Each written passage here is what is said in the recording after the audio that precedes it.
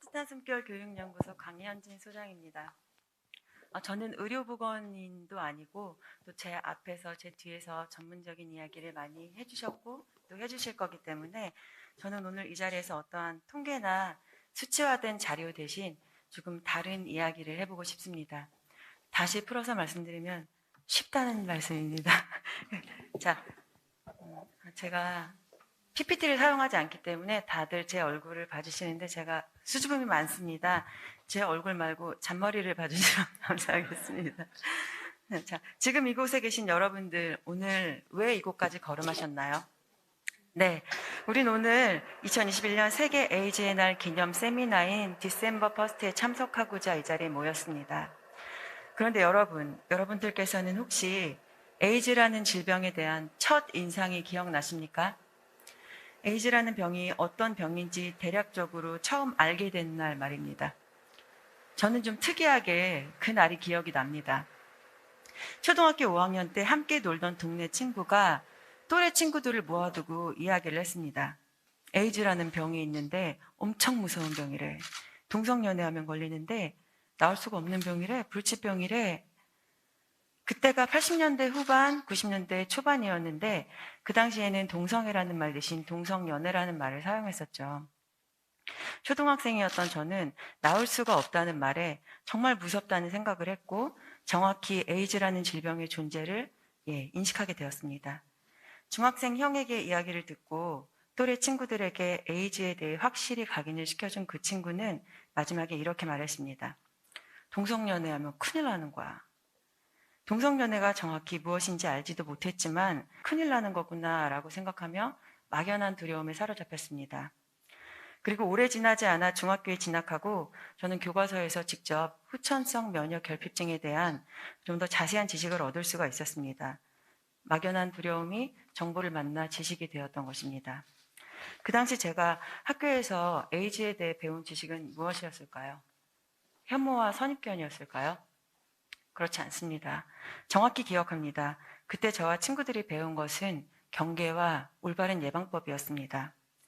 대단한 정보도 아니었고 교과서에 실린 기본적인 지식 몇 줄만으로도 필요한 모든 정보와 감염 경로 그리고 자연스럽게 예방법을 알게 될 수 있었습니다.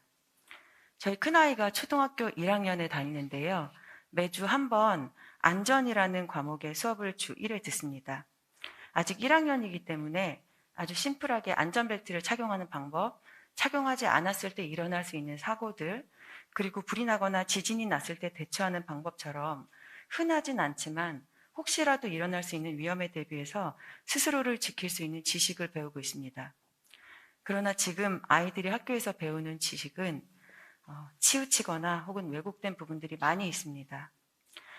손을 깨끗이 씻지 않으면 세균으로 인해서 감기나 배탈에 걸릴 수 있다고 배우지만 에이즈라는 병의 감염 경로와 동성 간 성행위의 위험성에 대해서는 전혀 배울 수 없습니다. 왜 우리 아이들이 이렇게 학교에서 관련한 지식을 배울 수 없는 것인지 정말 안타깝습니다. 세계적으로 감소하는 추세이지만 유독 우리나라에서만 급증하는 질병이 있고 그 질병의 주요 감염 경로, 특히 10대의 감염률을 감안한다면 더더욱 학교 교육에서 아이들에게 미리 가르치고 최대한 예방하는 것이 상식적이고 합리적인 것 아니겠습니까?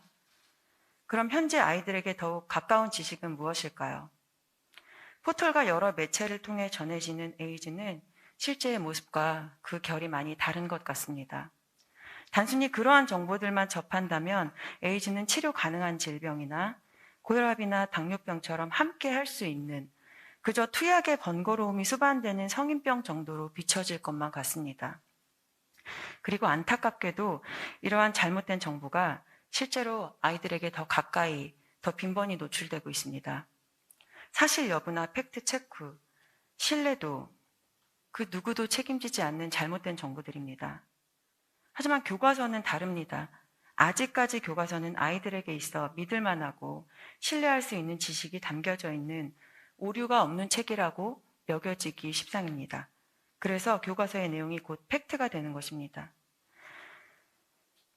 그렇기 때문에 더더욱 교과 과정에 다시 에이즈에 관한 정확한 메시지나 정보가 들어가야 한다고 생각합니다.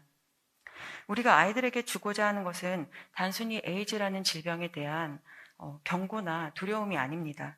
더 나아가 에이즈에 걸리는 감염 경로로서의 행위들, 그 위험한 행위에 대한 경각심과 올바른 기준을 함께 제시하고자 하는 것입니다.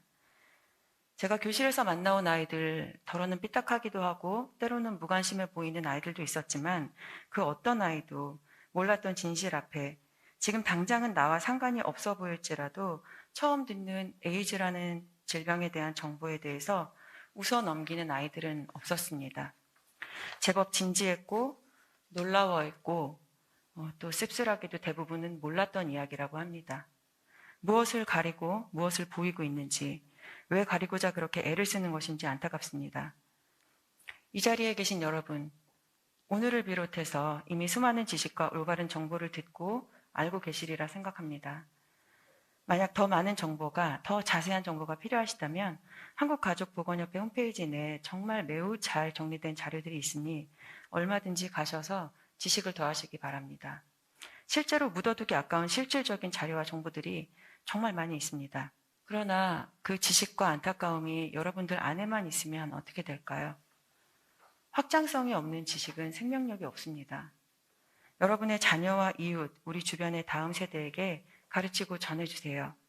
그리고 아이들이 다시 학교에서 에이즈에 대한 올바른 지식을 배울 수 있도록 목소리를 내주십시오. 여러분의 메시지에 몇 명의 아이들이 돌이킬 수 없는 실수의 목전에서 방향을 바꿀지, 그리고 그렇게 방향을 바꾼 한 아이가 얼마나 아름다운 가정을 꾸리고 몇 명의 자녀를 낳을지 우리는 알 수 없습니다. 그러나 확실한 것은 여러분이 전하는 그 크고 작은 목소리에는 반드시 역할이 있다는 것입니다. 저 역시 이런 말씀을 드리긴 너무나 부족하지만 전하면서 다시 한번 다짐하는 중입니다. 우리 아이들이 올바른 것을 배우고 스스로를 지킬 수 있는 지식을 접하게 되는 것, 어른으로서 먼저 배우고 깨어난 한 사람으로서 우리 모두에게는 그것에 대한 책임과 의무가 있습니다. 감사합니다.